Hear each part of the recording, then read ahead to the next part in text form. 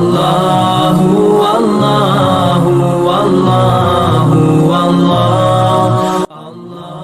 پوری حدیث کے اندر اللہ کے حبیب صلی اللہ علیہ وسلم نے فرمایا کہ قیامت تک میرے بعد 300 نبی جھوٹے دعوے دار نبوت کے پیدا ہوں گے، وہ کذاب ہوں گے، وہ جھوٹے ہوں گے اپنے دعوے کے اندر۔ میں آخری نبی ہوں، میرے بعد کوئی نبی نہیں آئے گا، یہ ارشاد فرمایا اللہ کے نبی صلی اللہ علیہ وسلم نے۔ تو اس لیے ہمارے عقائد کے اندر بنیادی عقیدہ یہ بھی ہے کہ ہمارا اس بات پر ایمان ہو کہ آپ علیہ الصلوۃ والسلام آخری نبی ہیں اور قیامت تک کوئی نبی نہیں آئے گا۔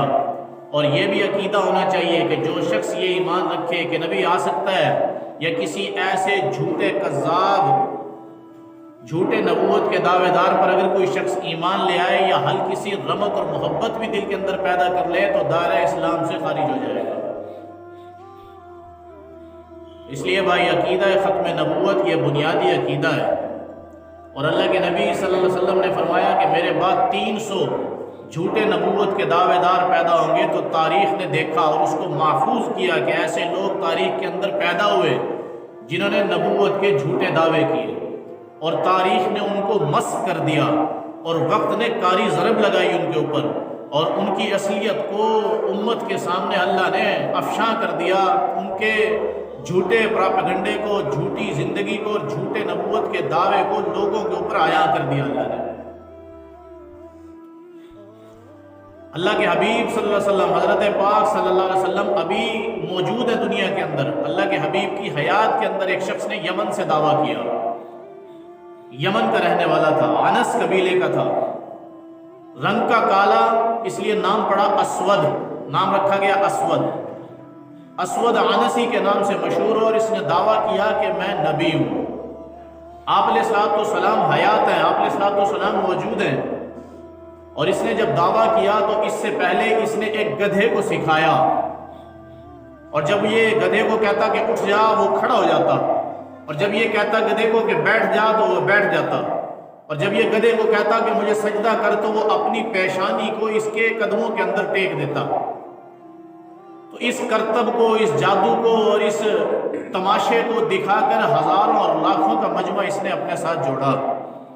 یمن کے اندر یہ فتنہ پھیلا، اور ایسی تیزی سے پھیلا جیسے سوکھے گھاس کو آگ لگائی جائے تو تیزی سے لگتی ہے۔ تو یہ فتنہ یمن کے اندر پھیلنا شروع ہوا، اور ہزاروں کی تعداد کے اندر لوگ اس کے ہاتھ پر بیعت کرنے لگے۔ اللہ کے نبی صلی اللہ علیہ وسلم کو پتہ لگا کہ یمن کے اندر اسود عنسی نے یہ دعویٰ کیا ہے کہ میں بھی نبی ہوں۔ دو شخص اٹھے صحابہ میں سے، فیروز دیلمی رضی اللہ تعالیٰ عنہ، حشنس رضی اللہ تعالیٰ عنہ، اور فیروز دیلمی کی چچا زاد بہن آزاد۔ ان تین اشخاص نے منصوبہ بنایا کہ اسود عنسی کا سر کاٹنا ہے، یہ جھوٹا نبی بنا ہوا ہے۔ اور آزاد نامی جو عورت تھی فیروز دیلمی کی چچا زاد بہن، اس کا شوہر اسی جھوٹے نبی، یہ جو جھوٹا نبوت کا دعوے دار تھا، اس سے جنگ لڑتے ہوئے اس کا شوہر شہید ہو گیا، اور یہ باندی بن کر اس کے پاس چلی گئی، اور جبراً اس نے اس کو روکا۔ اس نے اندر سے مخالفت شروع کی، باہر سے فیروز دیلمی رضی اللہ تعالیٰ اور حشنس رضی اللہ تعالیٰ نے دونوں نے باہر سے منصوبہ بنایا، اور اس کے محل کے اندر داخل ہوئے۔ رات کو یہ سویا ہوا تھا، اور اس کا سر قلم کیا، سر اتارا۔ یہ لوگوں کے سامنے بیٹھتا اور کہتا کہ میرے پاس فرشتے آتے ہیں، میرے پاس فرشتے آتے ہیں۔ لوگ اس کے اوپر ٹھٹھا کرتے کہ تیرے ایوان کے اندر، تیرے ہی محل کے اندر، تیرے ہی دیرے کے اندر تیرے خلاف سازشیں ہوتی ہیں، تجھے فرشتے نہیں بتاتے آ کر؟ تجھے اپنے ہی خلاف ہونے والی سازش کا پتہ نہیں چلتا، اور تو یہ کہتا ہے کہ میرے پاس فرشتے آتے ہیں اور میں نبی ہوں۔ بہرحال جب اس کا سر قلم کر دیا گیا تو فیروز دیلمی رضی اللہ تعالیٰ نے قاصد دوڑایا کہ اللہ کے نبی صلی اللہ علیہ وسلم کو جا کر پیغام دے دو کہ آپ کا دشمن اسود عنسی قتل کر دیا گیا، اس کا سر تن سے جدا کر دیا گیا۔ ابھی وہ قاصد یمن سے چلا ہی تھا کہ آپ علیہ الصلوۃ والسلام پر اللہ نے جبرائیل کو اتارا، اور آ کر اطلاع دی کہ اے محمد، ہم نے اس جھوٹے نبوت کے دعوے دار کو ختم کروا دیا، یہ فتنہ ختم ہو گیا۔ آپ علیہ الصلوۃ والسلام نے قاصد کے آنے سے پہلے صحابہ کو بتا دیا کہ اللہ نے انتقام لے لیا، اللہ نے انتقام لے لیا۔ تو آپ علیہ الصلوۃ والسلام کا ارشاد ہے بھائی ہر دور کے اندر جھوٹے نبی پیدا ہوں گے، اور یہ بہت بڑا ایک فتنہ ہے جو قیامت تک باقی رہے گا۔ یمامہ کے اندر سے ایک شخص کھڑا ہوا آپ علیہ الصلوۃ والسلام کی رحلت فرما جانے کے بعد یمامہ سے،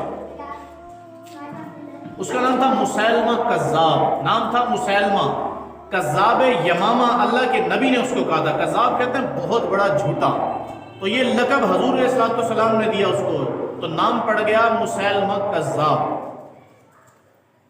100 سال کا یہ بوڑھا تھا، 100 سال کا بوڑھا، 100 سال کے بڑھاپے کے اندر اس کو یہ شوق چڑھا کہ میں بھی نبی بنتا ہوں۔ اس نے دیکھا کہ محمد تھوکتے ہیں تو صحابہ ہاتھ پر لیتے ہیں، اس نے دیکھا کہ اللہ کے نبی کے جب بال کاٹے جاتے ہیں تو صحابہ ایک ایک بال کو اٹھاتے ہیں، چومتے ہیں، ماتھے سے لگاتے ہیں اور پھر محفوظ کرتے ہیں۔ اس نے دیکھا کہ آپ علیہ الصلوۃ والسلام جب لیٹتے ہیں اور جسم اطہر پر پسینہ آتا ہے تو لوگ اللہ کے حبیب کا پسینہ بھی لیتے ہیں ہاتھوں پر۔ اس نے دیکھا کہ آپ علیہ الصلوۃ والسلام جس راستے سے چلتے ہیں تو صحابہ کوشش کرتے ہیں کہ اللہ کے نبی کے پاؤں پر ہمارا پاؤں نہ آئے۔ اس نے دیکھا کہ حضور علیہ الصلوۃ والسلام جب گفتگو کرتے ہیں تو صحابہ کی جرأت کوئی نہیں کہ صحابہ دم بھی نکال لیں۔ اس نے یہ جب باتیں دیکھی کہ ایسا اعزاز اور ایسا اکرام محمد کا ہوتا ہے تو میں بھی نبوت کا دعویٰ کروں، میرے بھی لوگ آگے پیچھے چلیں، میری بھی آہو بھگت کریں، میری بھی واہ واہ ہو، ہٹو بچوں کے شور ہوں، میرے پیچھے ایک جتھا چلے، جب میں بولوں سب خاموش ہو جائے، جب میں چلوں تو میرے پیچھے کوئی قدم پہ قدم نہ رکھے، جب میں تھوک پھینکوں تو لوگ ہاتھوں پر لے لیں، جب میں بال کاٹوں تو لوگ اس کو چومنا شروع کر دیں، میرے ہاتھ چومیں، میرے پاؤں چومیں، میرے لیے بستر لگائے جائیں۔ تو ایسا اکرام کا بھوکا اور جاہ کا بھوکا یہ مسیلمہ کذاب کھڑا ہوا اور اس نے دعویٰ کیا کہ میں بھی نبی ہوں۔ 100 سال کا بوڑھا ہے، اور اس نے کیا کیا کہ اس نے چند ٹوٹکے سیکھے، کوئی جادو سیکھا، اور اس کے بعد جس شخص کے سر پر یہ ہاتھ رکھتا اس کے سر کے بال اڑ جاتے، سر کے بال اڑ جاتے۔ جس آدمی کے آنکھوں کے اندر یہ تھوک لگاتا انگلی کے اوپر، ایسے آنکھ کے اندر پھیرتا، اس کی بینائی چلی جاتی، اندھا ہو جاتا، اور پھر کنواں چشمہ پورا پانی کا بھرا ہوتا، اس کے اندر تھوکتا، وہ فوراً خشک ہو جاتا۔ ایک اس کا جھوٹا امتی آیا اور اس نے آ کر دعا کروائی کہ حضرت دعا کر دیں کہ میرے بیٹوں میں اللہ برکت دے، مجھے اللہ اور بیٹے دے۔ 2 بیٹے تھے، جس دن دعا کروائی اسی دن شام کو ایک بیٹا کنویں کے اندر گر کر مرا اور رات کو ایک بھیڑیا لے گیا اٹھا کر، الٹا سر ہوا۔ لیکن اس ظالم نے چونکہ شاطر تھا، 100 سال کی عمر کے اندر بھی جس کے اندر یہ حرص پیدا ہو جائے کہ میری لوگ آہو بھگت کریں، تو اس کا دماغ بہت شاکر ہوتا ہے۔ تو اس نے کیا کیا، نوشادر کے اندر انڈا رکھا، نوشادر کے اندر انڈا، مرغی کا انڈا، وہ نرم ہو گیا، چھلکے سمیت نرم ہو گیا۔ بوتل لی شیشے کی، تنگ سوراخ والی، اس کے اندر اندر ڈالا، وہ نرم ہو کے اندر چلا گیا۔ لوگوں کو وہ دکھاتا کہ دیکھو کبھی بھی تنگ سوراخ سے انڈا اندر نہیں جا سکتا، ٹوٹ جاتا، لیکن یہ میرا معجزہ ہے کہ انڈا اندر چلا گیا، ٹوٹا بھی کوئی نہیں۔ لوگ پاگل ہو گئے، کیونکہ دنیا کے اندر کم عقل لوگوں کی کمی کبھی بھی نہیں ہوگی قیامت تک۔ جتھا زیادہ بنا لینا یہ کمال نہیں ہے بھائی۔ آج ہم حق ہونے کی دلیل کیا کہتے ہیں کہ فلاں جگہ پر ہزاروں لوگ جمع تھے، اگر وہ جھوٹا تھا تو وہاں فلاں ہزاروں لوگ کیسے آ گئے؟ بھائی جھوٹا تو اللہ کے نبی کے دور میں جھوٹے نبی آئے، ہزاروں لوگ ان کے ساتھ چلے۔ مجمع کو اکٹھا کر لینا یہ حق ہونے کی دلیل نہیں ہے۔ تو اس مسیلمہ کذاب نے حضور علیہ الصلوۃ والسلام کے رحلت فرما جانے کے بعد نبوت کا دعویٰ کیا۔ حضرت ابوبکر صدیق رضی اللہ عنہ کے دور کے اندر خالد بن ولید رضی اللہ تعالیٰ عنہ کو اس کے مقابلے کے اندر بھیجا گیا جنگ لڑنے کے لیے۔ یاد رکھنا، میں پہلے کہہ چکا ہوں کہ مسلمان کے عقائد میں سے اساسی عقیدہ ہے، بنیادی عقیدہ ہے، بیس ہے عقیدے کی یہ کہ ہم اپنے نبی کو آخری نبی مانیں۔ یہ بنیادی عقیدہ ہے، اگر اس کے اندر ذرا سی بھی ملاوٹ آ گئی تو ایمان ختم ہو جائے گا۔ حضرت ابوبکر صدیق رضی اللہ عنہ کو لوگوں نے مشورہ دیا کہ حضرت تھوڑی سی نرمی اور مصلحت سے چلیں، اللہ کے حبیب دنیا سے چلے گئے، کہیں ایسا نہ ہو کہ ادھر دو طبقے کھڑے ہو گئے ہیں. ایک وہ طبقہ ہے جو مسیلمہ کذاب کے ساتھ کھڑا ہوا ہے، جھوٹے نبی کے پیروکار ہے. دوسرا وہ طبقہ ہے جو صراحتاً روم اور فارس ہے، کفر ہی کفر ہے اور مالدار ملک ہے. تیسرا وہ طبقہ بھی کھڑا ہو گیا جو پہلے مسلمان تھا، اللہ کے حبیب کے جانے کے بعد وہ مرتد ہو گیا اور زکوٰۃ کا انکار کر بیٹھا. اب ہمارے خلاف 3 طبقے کھڑے ہو چکے ہیں. ابو بکر سے فرمایا صحابہ نے کہ امیر المومنین ذرا سنبھل کر چلنا، حکمت اور بصیرت سے چلو، ذرا دانائی سے فیصلہ کرنا اور تھوڑا سا نرم ہو کر چلنا. حضرت ابو بکر نے فرمایا یہ ختم نبوت کا جو مسئلہ ہے یہ اساسی مسئلہ ہے، اس کے اندر کوئی مصلحت نہیں چلے گی، اس کے اندر سر تن کی بازی لگائی جائے گی. اور 13,000 کا لشکر دے کر خالد بن ولید کو بھیجا اور مقابلے کے اندر جو خالی مسیلمہ کذاب نبوت کا جھوٹے دعوے دار لشکر لے کر چلا 40,000 کا تھا. کہاں 13,000 مسلمان، کہاں 40,000 صرف ایک جتھے میں سے آ رہے ہیں. اور یہ صحابہ کو یقین تھا کہ جب یہ مسیلمہ کذاب چلے گا ہمارے مقابلے کے اندر تو جتنے ہمارے دشمن ہیں یہ سارا اس کا ساتھ دیں گے، مختلف قبیلے اس کے ساتھ کھڑے ہو جائیں گے. لیکن حضرت ابو بکر نے پرواہ نہیں کی. حضرت خالد بن ولید سے فرمایا کہ ٹوٹ پڑنا اور پیچھے مڑ کر مت دیکھنا. اور مدینے کو خالی کر دیا گیا اور گھر میں گھس کر مسیلمہ کذاب کے اوپر حملہ کیا گیا. 21,000 اس کے سپاہیوں کو تہتے کیا گیا. 21,000، 40,000 میں سے 21,000 یہ کافر، یہ جھوٹے نبوت کے دعوے دار کاٹے گئے. اور مسلمانوں کو جو نقصان اٹھانا پڑا 660 مسلمان، 660 کارکنان ختم نبوت اور آپ علیہ الصلوۃ والسلام کی نبوت پر جان نثار کرنے والے 660 صحابہ شہید ہوئے. بہرحال جب 21,000 کافر قتل کر دیے گئے تو یہ جو ان کا سردار تھا اور جو نبی بنا ہوا تھا جھوٹا، یہ ایک باغ کے اندر چلا گیا اور باغ کا دروازہ بند کر لیا. ظاہر سی بات ہے جو پہلے باغ ہوتے تھے ان کی باؤنڈریاں بڑی اونچی ہوتی تھی، ان کو کراس کرنا مشکل تھا. ایک دروازہ لگایا جاتا تھا لیکن دروازہ ایسا نہیں ہوتا تھا جیسے ہمارے دروازے ہیں. اس دروازے کو کئی آدمی پکڑ کر بند کیا کرتے تھے، کئی آدمی پکڑ کر کھولا کرتے تھے. اتنے مضبوط اور بڑے اور وزنی دروازے ہوا کرتے تھے. تو وہ قلعے اور باغ کا دروازہ بند کر لیا گیا اور جو کافر بچے انہوں نے خود کو اندر چھپا لیا. اب دیکھو آپ اور میں ہوتے نا، ہم کیا کہتے ہیں کہ 21,000 مار چکے ہیں، باقیوں کو بھگا چکے ہیں، وہ اندر ختم ہو گئے، لہذا واپس چلو. صحابہ نے کہا نہیں، چھپ گئے تو کیا ہوا، جب تک آخری فیصلہ نہ کر لیں واپس نہیں جائیں گے. تو لیکن صحابہ کے بس سے کام باہر ہو گیا کہ دروازہ کیسے کھولیں، مجبور کھڑے ہوئے. وہ اندر بیٹھے ہوئے کہ باہر کھڑے ہوئے، دروازہ نہیں کھلتا. برائے بن کعب رضی اللہ تعالیٰ نے فرمایا کہ دیکھو ایک ذہن میں ترکیب ہے. انہوں نے کہا جی کیا؟ کہا دروازہ بہت اونچا ہے، اندر کون کھڑے ہیں بھائی؟ کافر، ان کی تلواریں ان کے ساتھ ہیں، کوئی مسلمان حمایتی نہیں ہے اندر. حضرت برائے بن کعب نے کہا کہ ایک ترکیب ذہن کے اندر آتی ہے، دروازہ ہے اونچا، اندر چھلانگ لگانی ہے. دروازہ اگر صرف کنڈی کھل جائے، بس صرف ان کا لاک کھل جائے تو دروازے کو دھکا دیں گے، دروازہ کھلے گا اور حملہ کر دیں گے. طے یہ ہوا کہ اوپر چڑھنا مشکل ہے، ایک صحابی کھڑا ہوگا، اس کے کندھے پر دوسرا صحابی بیٹھے گا اور وہ جو تلوار کی ڈھال ہوتی ہے جس سے تلوار ہوتی رہتی ہے وہ ایسے ہاتھ پر رکھے گا. یہاں پر برا ابن کعب کو بٹھایا گیا اور ایسے جھٹکے سے صحابی کو اوپر پھینکا گیا اور وہ برا ابن کعب رضی اللہ عنہ کو دروازے کے اوپر سے اندر پھینکا گیا. اور روایات کے اندر آتا ہے جب برا ابن کعب اوپر سے لے کر زمین تک پہنچے تو کئی تلواریں ان کے جسم کو اڑا چکی تھی، کافروں کی تلواریں. ہم سوچ سکتے ہیں لیکن انہوں نے ان کو یقین تھا کہ میں گروں گا اور گرنے کے چند سیکنڈ کے بعد میں ختم ہو جاؤں گا. اس کے باوجود قربانی دی اور جاتے ہی دروازہ کھول دیا. جتنے بھی زخم لگے دروازہ کھول دیا. مسلمانوں نے مسیلمہ کذاب کے اوپر حملہ کیا، سارے تیتر بیتر ہوئے بھاگ گئے، مسیلمہ کذاب کو پکڑ لیا گیا. حضرت وحشی رضی اللہ تعالیٰ عنہ، حضرت وحشی رضی اللہ تعالیٰ عنہ، اس نے مسیلمہ کذاب کا سر کاٹا. ہمیں پتہ ہونا چاہیے حضرت وحشی کون ہے. اور جب اس نے سر کاٹ لیا تو اس نے کیا جملہ بولا؟ اس نے کہا کہ میں وہ شخص ہوں جس نے اسلام کے بہترین آدمی کو اپنی کفریہ زندگی کے اندر شہید کیا، اور آج اسلام کے خلاف جو بدترین آدمی تھا میں نے اپنی اسلامی زندگی کے اندر اس کو بھی قتل کیا.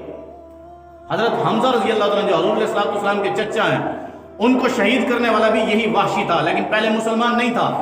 بعد کے اندر پھر یہ مسلمان ہوا، اس سے اللہ نے دین کا کام لیا اور پھر مسیلمہ کذاب کو اسی نے جہنم حاصل کیا. اس لیے کہا کرتا تھا اکثر کہ وہ گناہ میرا اتنا بڑا تھا کہ میں کبھی سوچتا تھا کہ کوئی ایسی اللہ نیکی کروا دے جو اس گناہ کے مقابلے میں میری بخشش کروا دے. تو اللہ نے آج یہ مجھ سے نیکی کروائی کہ ایک اسلام کا بدترین دشمن میری تلوار سے قتل ہوا. میرے نامہ اعمال کے اندر بڑا وزنی عمل آ گیا. تو مسیلمہ کذاب بھی قتل کیا گیا. 2 شخص ہوئے. عورت کھڑی ہوئی. اسی مسیلمہ کذاب زندہ تھا ابھی. اللہ کے نبی دنیا سے چلے گئے. سجا بنت حارث یہ عورت تھی, بہت زیادہ خوبصورت. بنو تمیم قبیلہ تھا اس کا. جب اس نے دیکھا کہ مسیلمہ کذاب تو بابا بڑا طاقتور بن گیا, تخت پر بیٹھتا ہے, وہ عزت کا بھوکا, ہر آدمی آج عزت کا بھوکا ہے کہ ہماری رسپیکٹ ہو. گھر کے اندر 3 بیٹے ہیں تو تینوں بیٹوں کی یہ کوشش ہوتی ہے کہ نظام گھر کا میرے ہاتھ میں آ جائے, ساری میرے ماننے والے بن جائیں. تو اس عورت نے دیکھا کہ مسیلمہ کذاب کی تو بڑی آہ و بھگت ہے, تو اس نے کہا کیوں نہ میں بھی نبوت کا دعویٰ کروں, اور مجھے اللہ نے حسن بڑھا دیا ہوا ہے کہ لوگ خود بخود بیعت ہونا شروع ہو جائیں گے. وہی ہوا, اس نے نبوت کا دعویٰ کیا تو بڑے بڑے گورنر جنرل جو علاقوں کے تھے وہ صرف اس کو دیکھنے کے لیے اس کے ہاتھ پر بیعت ہونے لگے. اور اس نے دعویٰ کر دیا کہ میں بھی نبیہ ہوں, جبکہ 1,40,000 نبیوں میں سے نہ اللہ نے کسی بچے کو نبوت دی, نہ کسی عورت کو نبوت دی. عورت اور بچہ نہ امامت کے اہل ہے, نہ نبوت کے اہل ہے.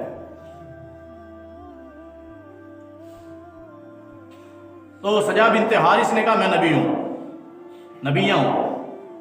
اور اس نے پہلا فیصلہ یہ کیا کہ مسیلمہ کذاب کے اوپر حملہ کروں گی.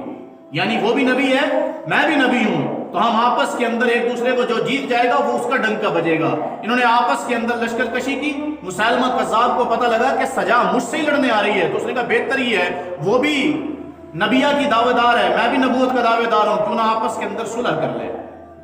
اور اس نے ایک پیغام بھیجا کہ میں آپ سے مذاکرات کرنا چاہتا ہوں. اور ان کی ویرانے کے اندر, یعنی اس کی بھی فوج کو ہٹا دیا گیا, اس کی فوج کو ہٹا دیا گیا, دور کہیں جا کر 2 خیمے لگائے گئے. سجا نے کہا 2 خیمے لگاؤ. تو مسیلمہ کذاب نے کہا خیمے تو لگیں گے, لیکن خیموں کے اندر ایسا نظام بناؤ کہ دنیا کی ہر سہولت خیموں کے اندر موجود ہو. 2 خیمے لگائے گئے, دنیا جہان کی خوشبوؤں سے معطر کیے گئے, گدے لگائے گئے عالی شان, پردے لگائے گئے بہترین قسم کے. تو دونوں کی وہاں ملاقات ہونی تھی. رات کو اکٹھے ہوئے, یہ 100 سال کا بوڑھا اور یہ خوبصورت قسم کی عورت. جب دونوں آپس کے اندر اکٹھے ہوئے تھے تو دونوں ہی جھوٹے. تو مسیلمہ کذاب نے سجا بنت حارث اور عورت سے کہا کہ تمہارے اوپر جو وحی نازل ہوئی ہے نا, جو فرشتہ وحی لے کر اترا ہے, ذرا وہ تو بتاؤ کیا نازل ہوئی ہے. کیونکہ عورت کو اللہ نے فطرتاً کمزور بنایا ہے. جتنی مرضی ذہین ہو, جتنی مرضی طاقتور ہو, اور جیسے مرضی خاندان سے ہو, اللہ نے عورت کو فطرتاً کمزور بنایا ہے. تو سجا بنت حارث یہ جو عورت تھی, اس نے فوراً مسیلمہ کذاب سے کہا کہ میں بعد میں آپ کو وہ وحی بتاؤں گی جو میرے اوپر جبرائیل لے کر اترے, پہلے آپ اپنی وحی بتاؤ کیا لے کر اترے. تو مسیلمہ کذاب سمجھ گیا کہ کچی ہے عورت, ذہن کی کچی ہے, اس نے بھانپ لیا. اور اس نے اپنا شیطانی, دیکھو جی, جو جتنا غلیظ دعویٰ کرے گا نا اس کے اندر اتنی زیادہ غلاظت بھری ہوئی ہوگی. نبوت کا دعویٰ کوئی چھوٹا دعویٰ نہیں ہے.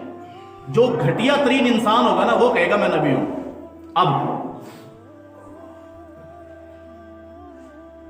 تو مسیلمہ کذاب نے کہا کہ مسیلمہ جال ڈال دے. ننگی وحییں سنائی, غلیظ وحییں سنائی کہ یہ میرے اوپر وحی اتری, یہ میرے اوپر وحی. اس کی شہوت کو بھڑکایا. آگے وہ عورت بھی یہی چاہتی تھی. تو دونوں نے 3 راتوں تک مذاکرات کیے, گفتگویں کی, کچھ معاملات طے کیے. انہی تینوں راتوں کے اندر یہ سجا بنت حارث جو یہ کہتی تھی میں نبیہ ہوں, اور اس جھوٹے نبی سے اپنی عزت بھی لٹوا بیٹھی. تاریخ ان گھناؤنے قصوں سے بھری پڑی ہے. ہم اپنی آنکھوں کو کھولیں تھوڑا سا, ہمارے ارد گرد کس چیز کی محنت چل رہی ہے. مجھے ساتھی کہنے لگے آج بھی پچھلے جمعے ہم نے طے کیا تھا کہ ہم ختم نبوت پر بات کریں گے, تو لیکن میں ان سے کہنے لگا کہ یہاں کے لوگوں کے اندر اتنا شعور کوئی نہیں کہ وہ اس موضوع کو, بڑا نازک موضوع, اس کو سمجھیں. کہ یہ کتنا بڑا فتنہ ہے۔ ہم ایک میرج ہال کے اندر کھانا کھا رہے تھے تو ایک ساتھی کافی دیر مذہبی گفتگو کرتا رہا۔ اس کے بعد جب اٹھ کر جانے لگا نا تو اس نے کہا کہ لوگ مختلف قسم کے مسلکوں کا نام لیتے ہیں کہ ہمیں اس سے خطرہ، ہمیں اس سے خطرہ، یہ بھی کافر، یہ بھی کافر۔ اس نے کہا میرے نزدیک، میری بات کو پلے باندھ لینا، اس امت کا سب سے بڑا فتنہ قادیانیت ہے۔ جس دن بھی یہ امت جہنم کے گڑھے میں جتنی ڈلے گی وہ قادیانیوں کی وجہ سے ڈلے گی۔ اس سے بچ کے رہو بس۔ ہمارے اندر ادراک ہی کوئی نہیں، ہمیں پتہ ہی کوئی نہیں کہ عقیدہ ختم نبوت ہے کیا۔ ہم اپنے بچوں کو کیسے بتائیں کہ عقیدہ ختم نبوت کیا ہے جب ہمیں خود ہی نہیں پتہ۔ تو یہ سجا بنت حارث نے 3 دن عزت لٹوائی اپنی جھوٹی نبیہ نے، اور اس کے بعد یہ اپنے علاقے میں چلی گئی اور وہ اپنے مسلمہ کذاب اپنے علاقے کے اندر چلا گیا۔ مسلمہ نے یہ سوچ لیا کہ بھائی اس نے جو نبوت کا دعویٰ کیا تھا میں نبیہ ہوں، اب یہ منہ دکھانے کے قابل نہیں رہی، اب یہ منہ دکھانے کے قابل نہیں رہی، اس نے عزت تو دی لٹوا، لہذا مسلمہ تگڑا ہو جا، اب اس کے خلاف کھڑا ہو جا۔ اب یہ نبوت کی جو جھوٹی دعوے دار عورت ہے خود بخود اس کی نگاہیں نیچی ہو جائیں گی۔ کچھ دن گزرے تو فوج نے پوچھا اس جھوٹی نبیہ سے کہ آپ ہماری نبیہ ہیں، کیا طے ہوا؟ انہوں نے کہا بس طے ہو گیا، ہماری آپس کے اندر صلح ہو گئی، وہ بھی نبی میں بھی نبیہ، ہمارا آپس کے اندر ایک رشتہ قائم ہو گیا، ہم دونوں مل کر جو ہے نا وہ دین کا کام کریں گے۔